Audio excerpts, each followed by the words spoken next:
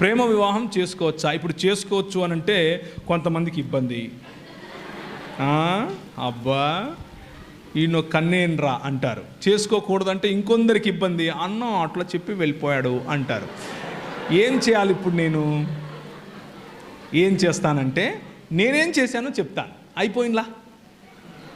ఏమంటారు? నేనేం చేశానో చెప్తే అయిపోతుందా?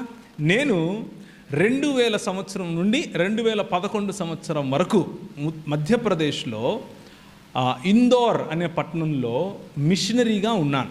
మిషనరీగా ఉండి పరిచర్య చేశాను. పరిచర్య చేసే సమయంలో నేను మా పాస్టర్ గారితో కలిసి పనిచేశాను. మా పాస్టర్ గారు చాలా భక్తిపరుడు, చాలా దేవుని రాజ్యం కోసం చాలా కష్టపడతాడు. నేను ఆయనతో కలిసి పనిచేస్తూ ఉంటే వాళ్ళ అమ్మాయి నన్ను పెళ్లి చేసుకో అని నన్ను అడిగింది.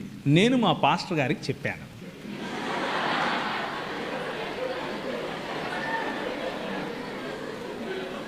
రెండు కలిపే కదా? కలిపానా లేదా? చూసారా? అందుకే ట్రిక్కీ క్వశ్చన్లు మీకే కాదమ్మా, మాకు తెలుసు.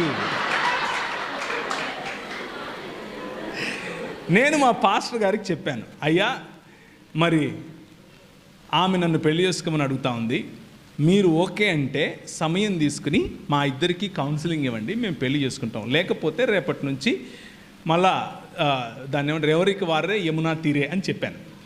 చెబితే ఆయన 2 రోజులు టైం తీసుకుని ప్రార్థన చేసి మా అమ్మతో మాట్లాడి, మా అమ్మ ఆయన ఒక మాట అనుకుని, సరే నో ప్రాబ్లం, ఆ అమ్మ ఇది చదువు అయిపోయి ఆ తర్వాత చేసుకుందులే అన్నారు. ఒక 2 సంవత్సరాలు గ్యాప్ తీసుకుని ఇద్దరం ఒకరినొకరు అర్థం చేసుకుని వాళ్ళ ముందే, మా తల్లిదండ్రుల ముందు, అంటే మా భార్య తల్లిదండ్రుల ముందు అర్థం చేసుకుని, తర్వాత ఆమె చదువు అయిపోయిన తర్వాత చక్కగా అందరి ముందు మా పెళ్లిలో ఒక 6000 మంది వస్తే ఆ 6000 మంది ముందు పెళ్లి చేసుకుని ఆ తర్వాత భార్యాభర్తలుగా చలామణి అయ్యాం. ముందు భార్యాభర్తలు అయిపోయి తర్వాత పెళ్ళిళ్ళు చేసుకోకండి అని చెప్తున్నాను. అది తప్పు. ముందు ప్రొక్లమేషన్, ఆ తర్వాత కాన్సమేషన్. అంటే మొదట ప్రకటించాలి, ఆ తరువాత ఒకటవ్వాలి. కనుక పురుషుడు తన తల్లిని తండ్రిని విడిచి తన భార్యను హత్తుకొనెను, ప్రేమికురాల్ని కాదు. జాగ్రత్తగా వినండి. తన భార్యను హత్తుకుంటాడు, ప్రేమికురాల్ని కాదు. సో ప్రేమ తప్పు కాదు. భౌతిక సంబంధం పెండ్లి కంటే ముందు తప్పు.